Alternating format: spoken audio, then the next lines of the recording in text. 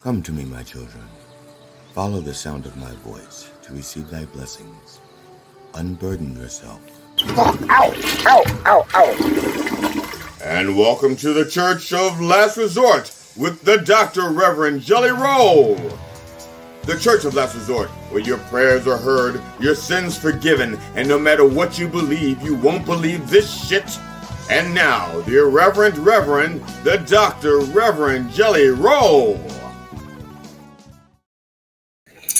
Good morning, brothers and sisters. This includes our new members who may be enjoying us for the first time, wherever you may be and wherever you want to be, because you may not be where you want to be. There you are.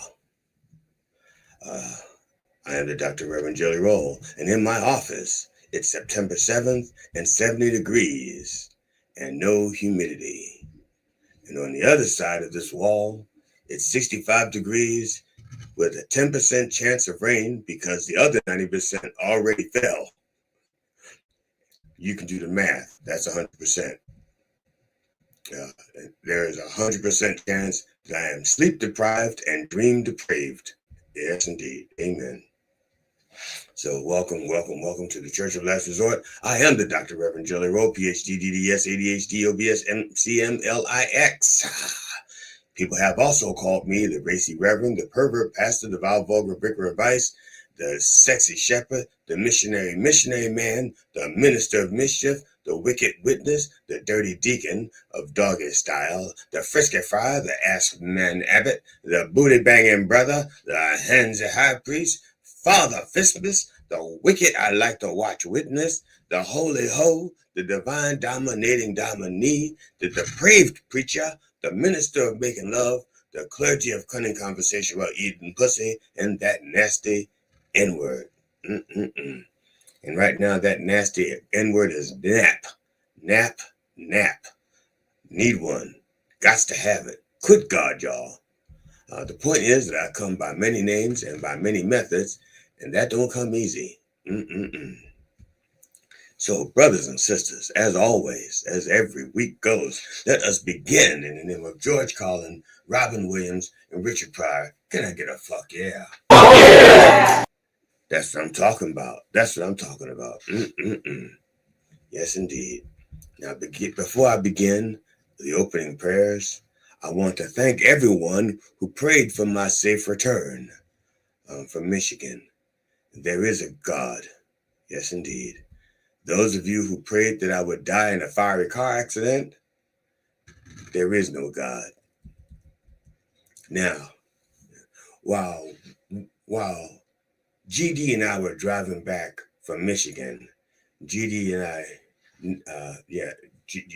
I noticed that there was a car in the middle lane driving the exact speed limit and driving in the dead center of the lane.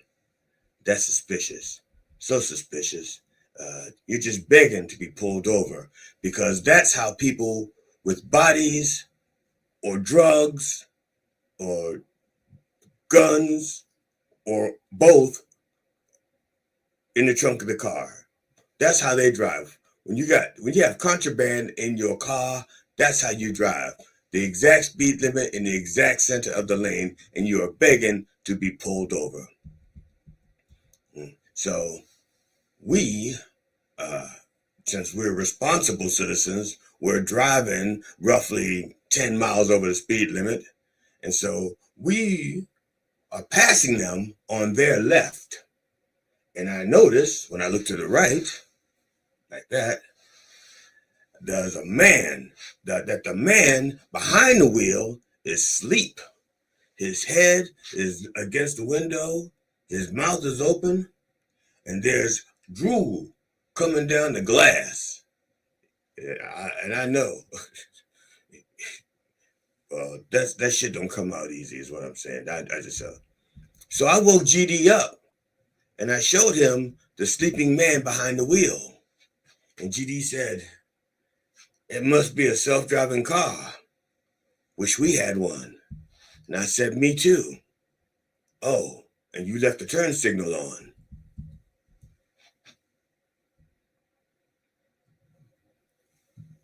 It's time for our opening prayers, sponsored by Tantally.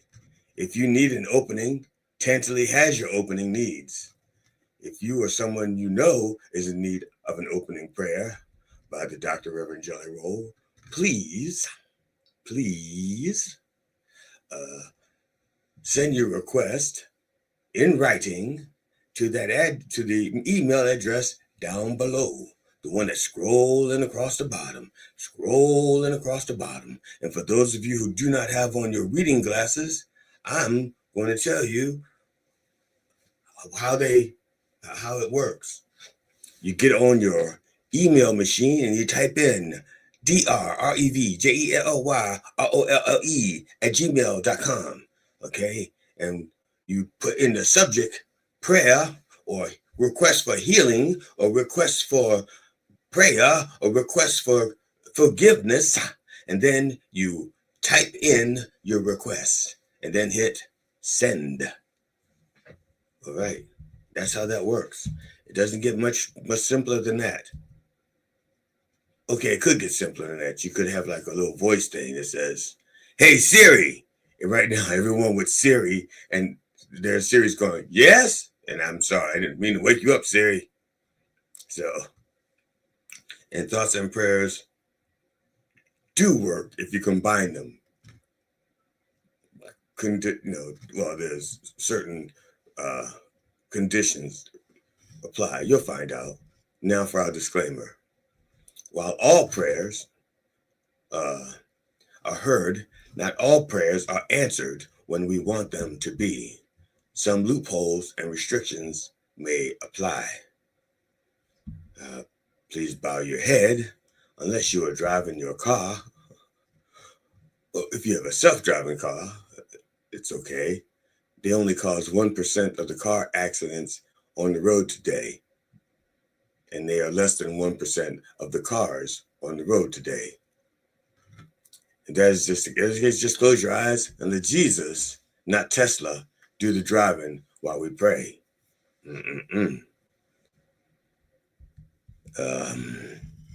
I see somebody from Kick is praying for us to have more subscribers. Well, thank you. I appreciate that. And I agree with you. I pray for more subscribers and listeners as well. Indeed. Yes, indeed.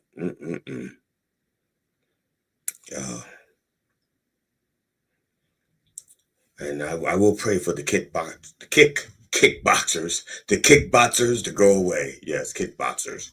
They call it kickboxing when they bombard your program like that. It's called kickboxing. Dear Lord, please bless brother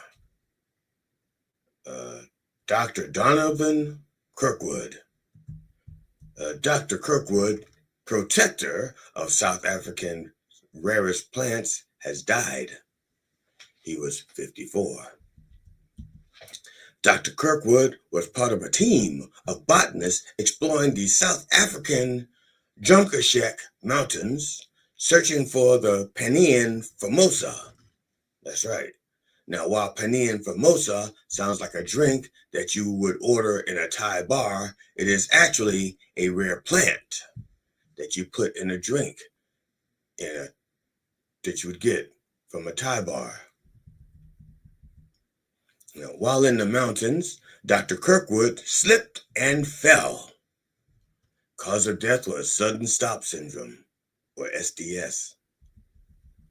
Dr. Kirkwood spent the bulk of his scientific career searching for rare plants. He discovered a rare South African plant that invaded the U.S., built exploding cars, and has racist workplace practices. This invasive species, the Elonius musk plant, also spread into elections throughout the U.S. and Germany like a weed. Rest in peace, Donovan. You lived your life, one species, one patch of land at a time. If only you had landed on a softer patch of ground, you might still be here with us today. Mm-mm-mm. Can I get a little more cushion? Mm-mm-mm. Dear Lord, please bless Brother Graham Greene. Brother Greene, a Canadian First Nations actor who helped pave the way in Hollywood for Indigenous performers, died on September 1st, 2025. The late Academy Award winner, the late Academy Award nominee and multi-talented artist died following a, quote, long illness, unquote. Okay. That's just one more reason not to tailgate. See, because he was following a long illness. And you want to keep at least 3 car lengths between you and the long illness that's ahead of you. He was 73. While growing up in Ontario, Canada, Greene worked multiple jobs before becoming an actor. He reportedly worked as a welder, a draftsman, a steel worker, an audio technician for rock bands. I guess they didn't have any waiter jobs in Canada. So that's how we do it here in Hollywood. While you're waiting to be an actor, you act like you like to serve tables. Greene starred in Kevin Costner's 1990 film Dances with Wolves, which earned him an Academy Award nomination for Best Supporting Actor for his portrayal of Zintka Nagwaka. Okay, Kicking Bird. Kicking Bird is frowned upon in today's Hollywood by animal rights activists. So you cannot go around kicking bird today. He later won a Grammy in 2000 for Best Spoken Word Album for Children for Listen to the Storyteller. Listen to the Storyteller is a trio of musical tales narrated by Graham Greene, Kate Winslet, and Wynton Marsalis. While all 3 share the Grammy, only Graham gets an obit for now. From the 1980s through the end of his life, Greene starred in countless movies. Actually, I don't know why they say countless, because we can count them. Among his most famous roles were Kicking Bird in Dances with Wolves, Walter Crowe, Horse, in Thunderheart, Detective Joe Lambert in Die Hard with a Vengeance, Arlen Bitterbuck in The Green Mile, Harry Clearwater in the Twilight Saga, New Moon, and Tribal Police Chief Ben Shoyo in Wind River. All Native American roles. Typecast much. It's like cultural appropriation. The man is Native. It's the First Nations, not Native American. He's playing Native American roles when he's obviously First Nation.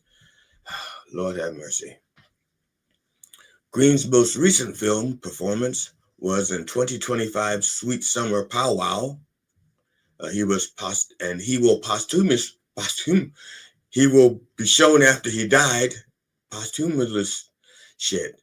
He's dead, and he will be featured in the upcoming movie Icefall.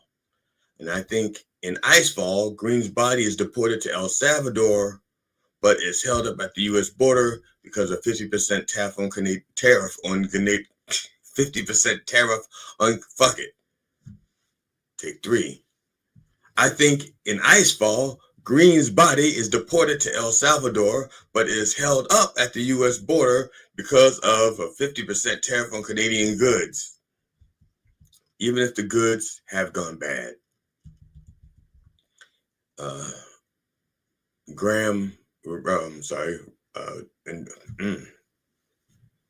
Rest in, before I go there, yeah, fuck it. Rest in peace, Graham. You were no cracker. Can I get a glass of lactate on account that milk gives me the farts? You know, I drink a little milk and my butt goes, woo. How smelly was that? Dear Lord, please bless Brother Joe Bugner. Joe Bugner, aka Aussie Joe, was a heavyweight who took boxing greats Muhammad Ali and Joe Frazier the distance in fights in the 1970s. Joe Bugner has died. Going the distance is a polite way of saying that he takes a long time to lose. Bugner struggled to gain affection, much like a certain ally to sex offenders, Donald J. Trump. The J is for juveniles. Sorry. I don't know who put that there. Sometimes when I'm not looking, people type them to my little screen here, and I apologize. Unprofessional. Bugner struggled to gain affection in Britain after sending National Treasure Henry Cooper, that's Henry Minnie Cooper, that's right, Minnie is not in his name. I don't think you can be a heavyweight fighter with the nickname Minnie Cooper. That would just be ironic. Okay, at any rate, he beat Cooper into retirement with he won by points. They won on points. It wasn't a knockout. It was a decision. It won on points. And after that, people went, "That ain't right." They just never did stop. They never did like Bugner in his own country. Bugner's boxing career spanned 32 years and ended in 1999, by which time he had relocated to Australia, where he spent the final years of his life in a care home after being diagnosed with dementia. And every chance he got, he dementia. I went the distance with Ali and Frazier. Rest in peace, Joe. You've gone the distance one last time with the undefeated champion, Death. Can I get a TKO? Well, technically, can I get a DOA? I don't know what I don't know what to get there. That's probably why I didn't write anything. Dear Lord, please bless Sister Rosalind Drexler. Rosalind Drexler, the renowned pop art painter and polymath, has died of undisclosed disease. You know how I feel about that. That is so preventable with all today's technology. She was 98. For those of you who are not familiar with what a polymath is a person who knows a lot about many different subjects. Not to be confused with a polymorph or a polymath. A polymorph refers to an organism that has more than one form or type due to discontinuous variation.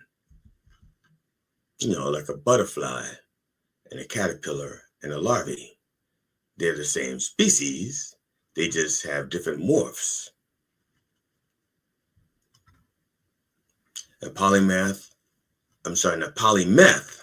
is a person who has done so much meth that they have lost their teeth, requiring polydent. Rosalind was a pop artist icon, a novelist, a playwright, a singer, a mother, and was once a member of an all-women traveling wrestling troupe. Okay, the only one in there that I don't think being a mother qualifies as being a polymath. That qualifies as somebody who didn't use protection. Everything else, I can see you. Okay, I'm not discounting motherhood. That's not what I'm saying. I'm not saying it doesn't take skill to be a mother. I'm just saying that when you are counting skills that you do as a polymath, being a mother itself is a polymath. Because when you're a mother, you're like the caretaker. You charge of first aid, nourishment, room and board, hygiene. So I don't think that everybody, because being a mother makes you a polymath, including a mother in this list makes you a polymath. And I don't think that's a word. So like I said, she was an all women's traveling wrestling troupe. Basically, she simply could not be boxed in because she was a wrestler. You can pin them down, but you cannot box them in. You shouldn't mix metaphors. Rosalind Drexler said, quote, "I never sat down and said, hey, what are you today? I was always doing what was natural to me and right. Things like sex and fights and making food," close quote. Well, I'm telling you right now, sex, fights, and food is what my collar, I mean, that's sexy. You know, sex, fights, and food. You know, me so horny. Is that my collar, or am I just happy to see you? Both can be true. Rest in peace, Rosalind. If you own one of her original works of art, ka-ching. Better than Bitcoin, because art is real. That's right. Can I get a safer investment than art? Dear Lord, please bless Brother Giorgio Armani. Giorgio Armani, after months of fragile health and decades of not so fragile wealth, has died. He was 91. His coffin was on display in Milan, where his closed casket funeral was being held. His casket is closed because Armani would not be caught dead or seen dead in one of his suits. While Armani's official cause of death has not been released, it was reported Saturday, which was Saturday. I think that's Monday. Yes, Saturday, that he had been suffering from liver failure. I think they mean failure to live. That's what I'm thinking. It could be a misprint. Armani really came to prominence because of American Gigolo. Few movies have proven more influential on the world of menswear than American Gigolo. Paul Schrader's 1980 neo-noir follows the titular sex worker Julian Kay, played by Richard Gere, as he becomes involved with a politician's wife while also being pursued as the prime suspect in a murder case. Just as memorable as the plot, however, is Gere's Armani wardrobe. There's a scene where the clothes take center stage right from the opening scenes, which you see Gere being fitted by his tailor. In a later sequence, he lovingly lays out his suits on his bed while taking cocaine and singing along to Smokey Robinson and the Miracles. And when he opens a drawer, it's filled with Armani suits. Armani shirts, all carefully folded with their logos on full display. Logo was also Julian Kay's pet name for his penis. Rest in peace, Armani. I couldn't afford one of your suit shirts, but I did find a few buttons that I sew on many different shirts, so it looks like I have a lot. Even looks like I have 9 of your shirts. It's just the buttons that I found. And can I get a few more buttons? I can use an Armani jacket. Amen.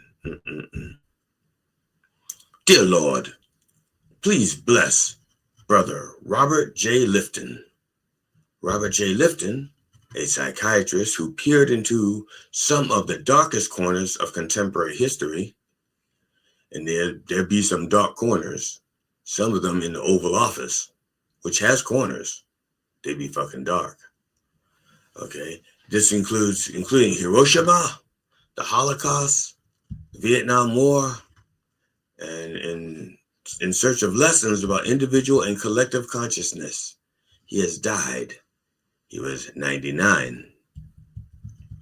Lifton died peacefully Thursday at his home in Truro, Massachusetts. This is in sharp contrast to the subjects that he studied and wrote about, people who didn't get to die peacefully in their sleep, like the people from Hiroshima, Vietnam. 9/11. Dr. Lifton was fascinated by the, quote, reaction of human beings to extreme situations, close quote, such as his study of brainwashing by the Chinese communists in the 1950s and continued through his analysis of the American fight against terrorism after September 11th, 2001. That anniversary is coming up in 4 days. Don't forget to send the card. Get it in the mail early. It's not too late. He wrote, helped write, or edited some 24 books and hundreds of articles about the seemingly incomprehensible. That sounds a lot like Trump. Yeah, it does. That sounds like Trump. Seemingly incomprehensible. Oh. Sorry. It led him from troubled Vietnam veterans to the trial of Patricia Hearst, at which he was an expert witness on thought control. Again, Trump. Lifton examined the Japanese cult that released deadly sarin gas in the Tokyo subway in 1995, and the torture of Iraqi prisoners by American troops at Abu Ghraib during the Iraq War. Okay, not Trump, but that's Trump adjacent. That was Bush 2. And I know that because that's when I got on the no-fly list for pointing out that our contractors were abusing people in Abu Ghraib. Oh yeah, that was a fun time. Perhaps his most vivid work concerned the role of medical doctors in the Nazi genocide. Okay, now that's Trump. Okay, you just say Nazi and genocide, and that's Trump. You're talking Trump all fucking day long. Come on, man. You can't die now. No, I'm sorry. I'm sorry, Robert. You cannot die now. Who's going to explain Trump to the children? You're the expert on fucked up human conditions. Rest in peace, Robert. If you go to hell, you can continue to study the reaction of human beings to extreme situations. Just saying. Can I get some happier news? Yes, I can. Dear Lord, please bless Sister Brooke Bond. That's right, Sister Brooke Bond in England. Today is Brooke's birthday.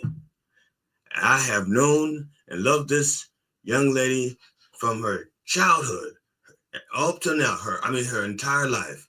Wonderful, wonderful, wonderful girl, young lady. I have this picture.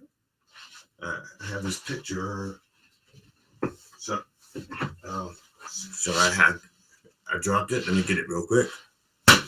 Shit. Sorry. That was for you, Brookie Bits. Happy birthday. Love you. That was an inside joke. When Brooke was a small child, used to make her laugh.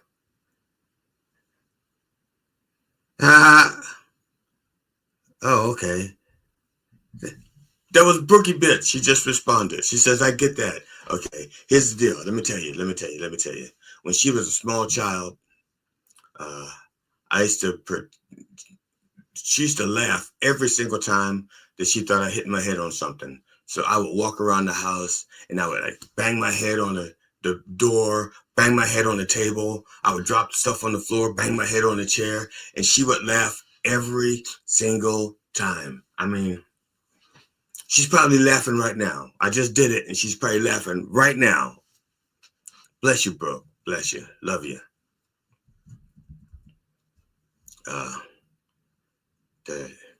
And finally, Lord, please bless the entire behind-the-scenes staff at Mind Dog TV. They're truly doing your work, helping to spread your word throughout the wordosphere. They could be anywhere today, but they are here, just wishing they were anywhere today. And that ought to count for something. You high right now? I was just about to say they could be like doing the sativa thing, or or it has been rebranded Mattiva. That's how it's been rebranded by the pussy by those people up there, that reservation, Pussy Talk. That's right. It's Pussy Talk. That's him. They call it Mattiva because he is their number one consumer of the weed. So, brothers and sisters, don't forget, go to minddogtv.com, the place to go to get your Church of Last Resort gear, or your Coffee with the Dog gear, or your Mind Dog TV gear. Look at this. This is a beautiful mug here. Look at that. Beautiful mug. Yes. It's time for a little bump for the Lord. Okay. And today's bump is brought to you by Shineberry Sweet Tea. That's right. Get you a sip. Right? There's a slogan right there. Get you a sip. If that don't sound so black, get you a sip. This is, let me tell you, a little bump for the Lord.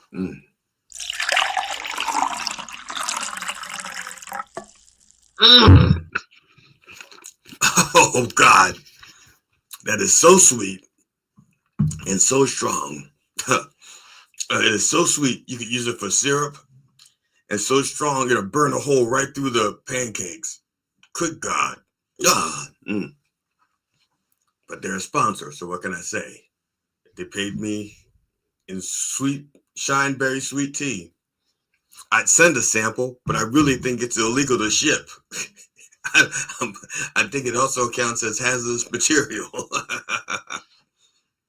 So, in the name of George Carlin, Robin Williams, and Richard Pryor, can I get a fuck yeah? Fuck yeah! Lord have mercy. Brothers and sisters, if you have a more palatable drink and you want to sponsor the Bump for the Lord, just send me your liquor. So you don't even have to send it to me. Stop me in the street. If you see me in the store, just stop me and say, Reverend, I got some liquor for you. Will you mention my liquor on your show? I said, sure. Matter of fact, we're gonna make a deal like that with Philosophy Winery. At least I think I am. I reached out to them. Haven't heard back yet, but I have a meeting with them next Saturday. I will be meeting with them next Saturday. Yes, Saturday I'll be meeting with the Philosophy Winery people to see about getting them to sponsor the Bump for the Lord. I may not get money, but I may get lit. Lord have mercy. I'm about to develop a drinking problem just to have sponsors. Now, brothers and sisters, I mentioned our flagship program on Mind Dog TV, and that is Coffee with the Dog. For those of you who are out there and you have a show or you have talents that you want to promote, maybe you're a comedian, maybe you're a musician, maybe you're an author, maybe you're a voice actor, and you want to come on Coffee with the Dog and promote your brand. Our good friend, Sister Curly Hair So Bright, is here to tell America and the rest of the world how you can be on Coffee with the Dog. Comedians, musicians, songwriters, filmmakers, authors, and podcasters. Coffee with the Dog is booking for the Summer and fall. now. Get free publicity and hone your interview skill in a fun and safe setting. Coffee with the Dog is a live radio, live stream podcast based in New York that airs daily Monday to Friday 9 a.m. to 11 o'clock in syndication on iHeartRadio, as well as video streaming platforms like YouTube, Twitch, Rumble, and many other platforms. Guests usually come on remotely via StreamYard, like Zoom but easier, although occasionally we do in-studio interviews. The morning show focuses mainly on comedians and musicians, and they have interviewed many top names and classic celebrities such as Robert Klein, Mike Binder, Eddie Brill, Doug Stanhope, Steve Byrne, Paul Provenza, Jeff Altman, and many, many others. For booking, go to minddogtv.com/booking. Thank you. Thank you, Sister Curly Hair So Bright. Thank you. We appreciate your work. She does such good work. She is here every week, whether I'm here or not. She is here every week to let people know how you can get on Coffee with the Dog. Thank you, Sister Curly Hair So Bright. Now, today's sermon is entitled Turning the House of the People into a Den of Thieves. That's right. This sermon is inspired by Matthew 21:13. The phrase Den of Thieves in Matthew 21:13 signifies the transformation of the temple into a marketplace where the sacred space was exploited for profit. Let me say that again. It signifies the transformation of the temple into a marketplace where the sacred space was exploited for profit. Now, by prophet, I do not mean Moses. And by prophet, I do not mean Elijah. And by prophet, I do not mean Eli. And by prophet, I do not mean Muhammad. And by prophet, I do not mean the other ones like Jonas and Amos and Esther and all those other prophets. No, indeed. I'm talking P-R-O, fit, as an unfit. See, the Methodist shouldn't even be pro-fit. Should be anti-fit, because that's what that motherfucker is. He's anti-fit for office, not pro-fit. Okay? In this tale, 21:13, Matthew 21:13, Jesus's actions were a response to the corruption and greed that had infiltrated the religious system.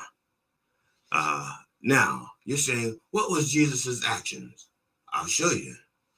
He got mad and said, and he flipped. I know I can't do that. I was going to flip this over, but I've already broken this mic once. And I've already broken a mug. I can't break. I'm not going to do it. I'm going to pretend to flip shit over. I'm going to, here we go. Yeah. That's what he did. He got mad and he just said, oh shit, this is heavy. I think there's something in here. Can't do that. Yeah. So he was like, I'm angry. You've turned my father's house into a den of thieves. That's what he's doing. And he's like throwing shit around. And he goes like, I'm angry. That was anticlimactic. You get the point. Jesus was throwing shit around in the temple. And because the temple was meant to be a sanctuary for worship. And it became a symbol of exploitation and dishonesty. And this moment encapsulates Jesus' mission to restore the true purpose of religious practice and guide believers back to a genuine relationship with God. Okay? In drawing this contrast to the current occupant who currently resides in the people's house. Okay? Twice impeached, 34 times indicted, convicted felon, unregistered sex offender, and ally to child molesters, Donald Trump has made literally billions of dollars during his second term as the grifter and thief. Now, before I go down here, I gotta kick shit out of the way so I can move around. They got shit on the floor because my office has turned into a den of righteousness. Before I start, I'm gonna throw a lot of numbers at you, a lot of data, and I did a lot of research on this. I encourage you to not just take my word for it. No. Do your own homework. Challenge me. Call me out. If you think I'm full of shit. Show me where your shit comes from, and I will show you where my shit comes from. We will see whose shit's got the better shit. I shit you not. That's right. I am not afraid to be fact-checked. I want you to fact-check me, because that means you are caring enough to know the truth. And that's what I need. I need people like you. Not you. You. I need, and you, and you. I need all of you to care about the truth and to take the wool from over your eyes and put it down on your gentle tools where it belongs. Gentle tools. Gentle. Yes, your gentle tools. That's what they're affectionately known as at Ace Hardware. Okay, now I admit I've used different sources, and so some of my different sources have slightly different dollar amounts for the same transactions. And where that is the case, I use the average with a standard deviation. And in this case, standard deviation, or we will abbreviate it as STD. The standard deviation, or STD, is roughly $18. Okay, those of you who are statistic majors, you'll understand what I mean by standard deviation, or STD. Donald Trump has leveraged during both terms of his presidency. He's managed to pocket billions of dollars, according to a multitude of sources. Okay, one such source, the New York Times, they estimated Trump and his family will have enriched themselves more than $3.4 billion by the end of this term.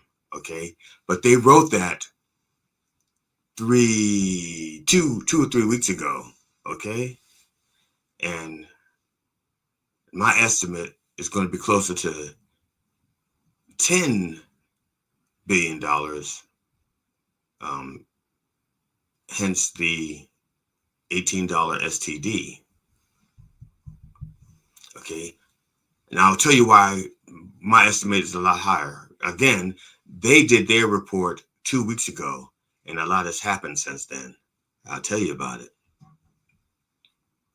Okay, much of this crooked money comes from deals, transactions, and investments that almost certainly wouldn't have happened if he had never been president. In fact, Trump was almost broke before he stole the election. And that's based on 3 court case filings. He was almost broke. And yes, he did steal an election. And yes, there are 3 court case filings. Yes, you can look it up. I'd wait, but I don't want to. You can't make me. You can pause it. I'm going to keep going. And if you don't want to miss anything, you can pause it, go do your research, and come back and say, motherfucker was right. Okay. Now, this haul includes lucrative commercial projects in the Persian Gulf, overseen by the Trump Organization. And no, he did not divest. He never divested. He did not divest in his first term. He said he was divesting. The problem is he doesn't know what divest means. And he thought divest means, see this jacket? It's a different color than my vest. I think I'll divest it so that it matches the jacket. That's what he thinks. He's stupid. The man's a fucking moron. But he knows how to make money. He just doesn't know how to keep it. See, that's just it. That's his problem. People think he's this great businessman. No, he's not a great businessman. You know, a great businessman will take $1 and turn it into $1 billion. Trump takes $1 billion and turns it into $1. That is the exact opposite of a good businessman. That's why he needs so much fucking money, because he knows he's going to lose it all. And it's not even like he's a heavy drinker. The man don't drink. It's not like he's heavy into drugs. He doesn't do drugs, except for the ones that make his ankles fat. Other than that, he doesn't even do drugs. He doesn't have an excuse for wasting all that money. Not like Charlie Sheen did or Robert Downey Jr. They had excuses because they had habits. They had addictions. Trump is just addicted to stupidity. Thank you. I'm sorry, where was I? Okay, the Trump Organization, such as hotels and golf courses in Saudi Arabia, Oman, and the United Arab Emirates. He was gifted a Boeing 747 by the country of Qatar, which is going to be given to the Trump Library, not the American people, the Trump Library. Now, what he's going to do is he's going to pay for souping it up with our tax dollars. He's going to use our money to fix his plane, and when he leaves, he's taking his plane with him, which means we will still have to buy a new Air Force One, because the old Air Force One is an old Air Force One. So he's going to spend all our money to fix his plane up so that it can be up to the standards of Air Force One with the radar and the flashy things and anti-theft devices, the little club that you put on the steering wheel so when they park the plane, you can't come and take it. And some of you don't even know what the club is, do you? Good God. I'm not going to wait, but you can Google the club. You'll see it. You'll see. And did not work. It discouraged some people, but not people with a hacksaw. You just cut the steering wheel, a little piece, and you take that club right on out of there. And I know that because I bought a used car, and I was trying to figure out why there was a cut in the steering wheel. Because somebody stole that car before. Maybe the people who sold it to me. But I didn't know that back then. I just noticed that there was a little, and it took me a while to notice the cut in the steering wheel because when I bought the car, it had a brand new steering wheel cover on it. And after a while, when I saved up the money to buy a steering wheel cover that I wanted, I took that old steering wheel cover off. Yeah, it took me a while to save up the money. If I had money, I wouldn't have bought a used car. I'd have bought a new car. So I take off the steering wheel cover, and it's got a little cut in it. And I went, what the fuck? So I went to a friend of mine who was who repaired cars, and I just wanted to make sure that this was only up and up. And I said, there's a cut in the steering wheel. He goes, and he explained to me that that's how people stole cars that had a club on it. You just cut the steering wheel, and you do this, and you slip the club right on off. That's right. So that's the kind of technology is on the airplane right now, the club, anti-theft device. So Trump is going to fix up his 747 that he got from Qatar, take it with him, and then we're going to have to buy another whole plane anyway.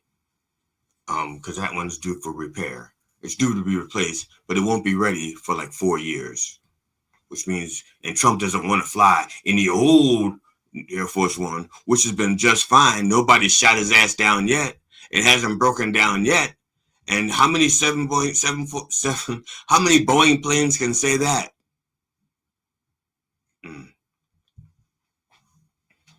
Okay. Now Trump, there's also a flood of Trump branded merchandise. And I mean a whole shitload of Trump branded merchandise. I'm talking sneakers, Bibles, watches, guitars. First of all, sneakers, like he exercises? Nope. Bibles, like he knows the first thing about them? Nope. Watches, like he could tell fucking time? Nope. And I know he can't tell time because it's time for his ass to leave and he just won't go. Nope.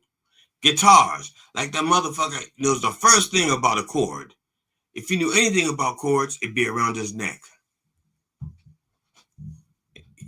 Like a baby, like a breeched baby. Umbilical, I'm saying. That's not a threat. It's just an image.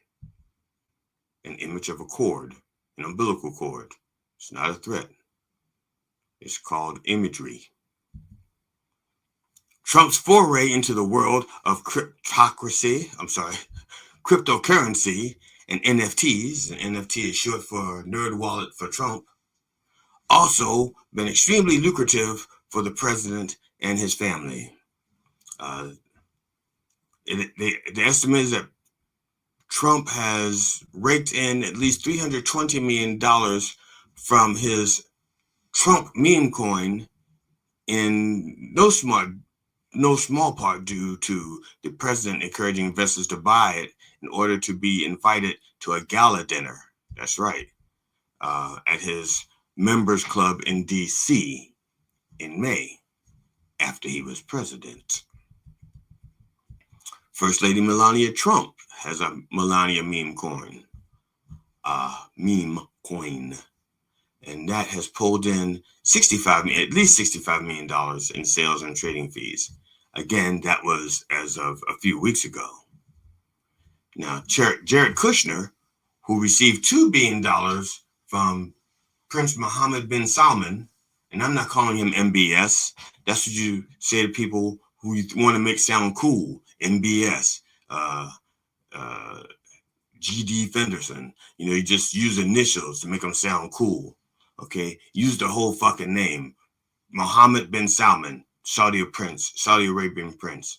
Okay, he gave Kushner $2 billion, and Kushner in turn funneled $320 billion to the Trump family.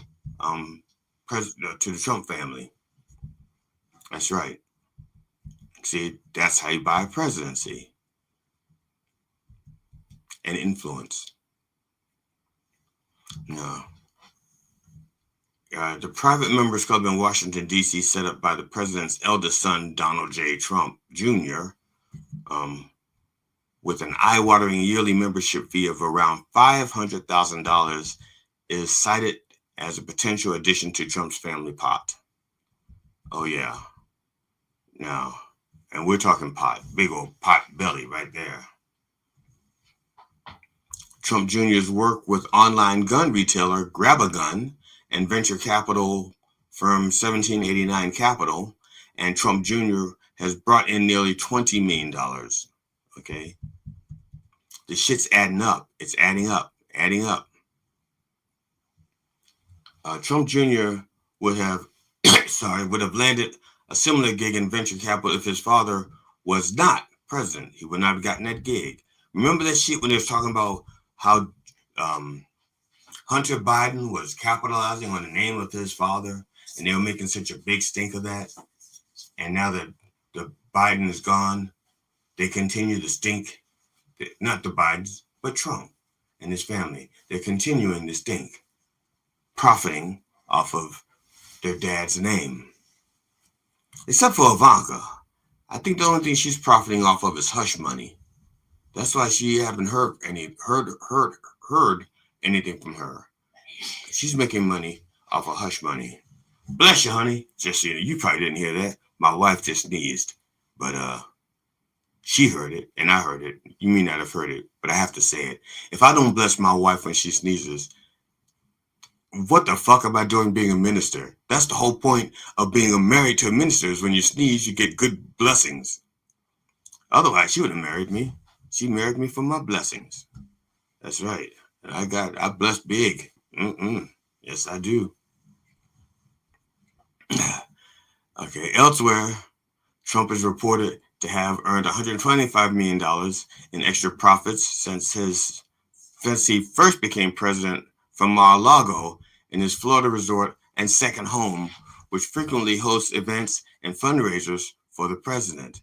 This includes bumping up initiation fees from $100,000 in 2016 to $1 million a year today. Initiation. So that's right, tenfold. That's right, tenfold. In response to the report, White House Press Secretary Caroline Leavitt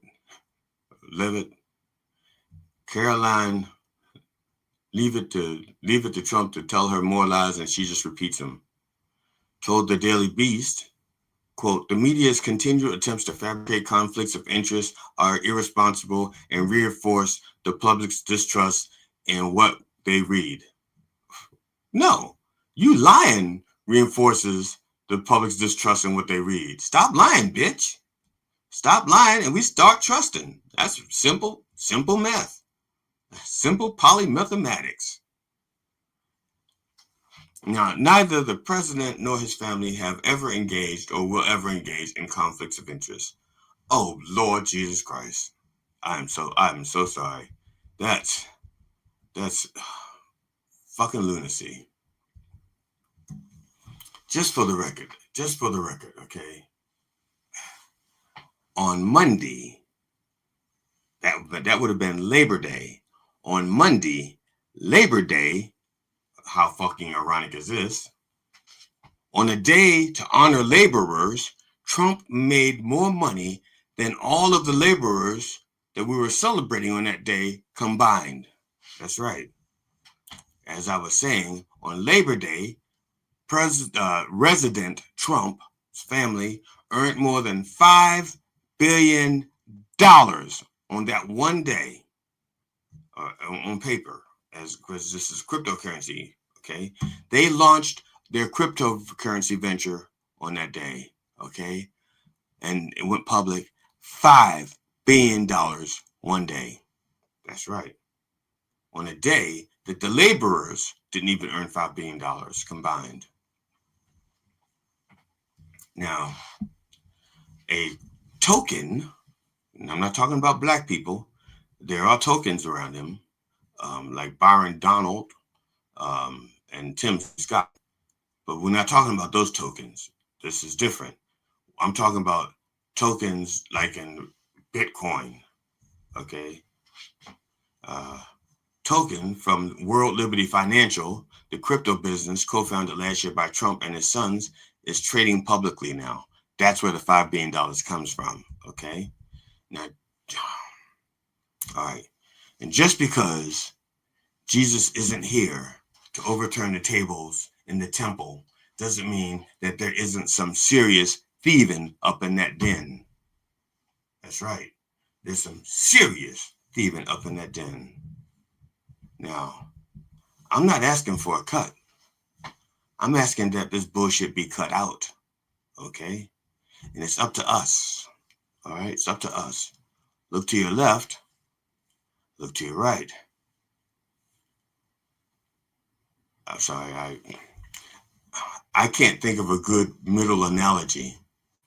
I'm sorry. I was waiting for someone to give me one, but it didn't happen. I hope you learned my lesson. Don't wait for someone else to do what you can do for yourself.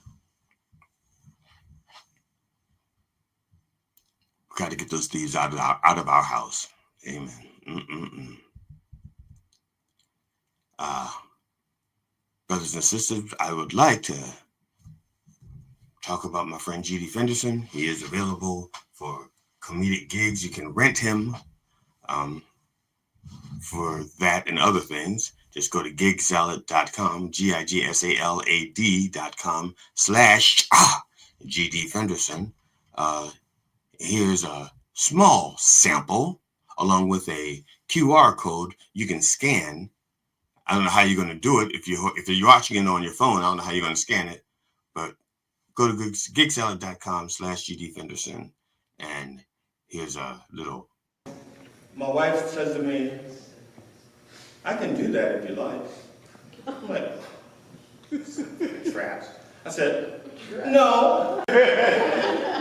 What would you think I want you to play dead like that on a weeknight?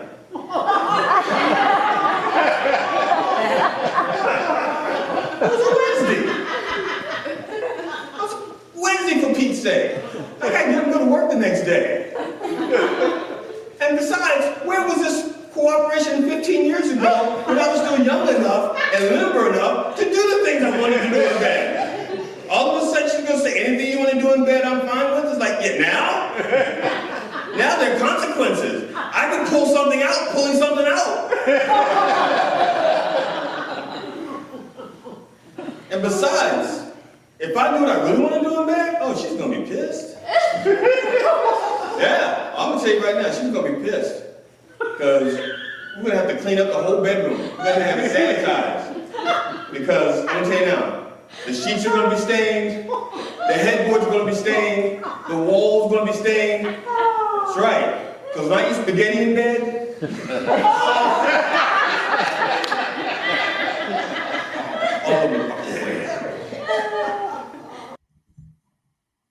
That's fucking classic. That's a fucking classic. I'm telling you right now. That's a classic. It never gets old. It's fucking genius. He's fucking genius. And to think that comedy special did not win worst comedy special of all time for him. It was one before that got it. That one was just as bad, and that could have won. That could have been a contender. Could have been somebody. So gigsalad.com/GD Fenderson. Check him out. Rent him or rent to own. Before I close, I want to thank those of you who have subscribed to my fledgling YouTube channel, Dr. Reverend Jelly Roll with an E. Bless you. I also invite you to check out the Facebook page under the same name. Now, on behalf of the Church of Last Resort and the entire Roll family, my wife Amona, my kids Cinnamon and Jelly Jr., our cat Tootsie, and our dog Stop Dropping, I wish you safe travels, and I hope you will join us next week for our 100th show. That's right, this will be our 100th show on Coffee with the Dog. On Mind Dog TV. And we have other shows from previous incarnations, but this will be our 100th show on Mind Dog TV. Good Googa Mooga. God bless America. And I would tell you what the sermon's going to be, but I'm not because I haven't written it yet. But it's going to be a good one. It's going to be so fucking good. I know because I already know what I want to write about. I just can't tell you in case I don't get to finish it and I have to switch sermons at the last second. But it's going to be good. It's going to be good. Next Sunday, join us next Sunday at 9 a.m. Eastern Orthodox time for our 100th episode. So we're going to go into syndication now. We're going to see us on TNT and TBS and AMC and syndication all over the world. All over the world. We're going to be champions of the world. We're going to be the most popular religious program on Sunday mornings. Yes, indeed. We're going to tell you how to live. We're going to tell you how to die. We're going to tell you how to get by. We're going to tell you how. I don't know. That's not written down. I should have stopped while I was behind. Well, thank you for joining us. And listen to us on Mind Dog TV and everywhere that our word is heard. So brothers and sisters, in the name of George Collin, Robin Williams, and Richard Pryor, can I get a fuck yeah? Fuck yeah! Thank you. Bless you. Take care.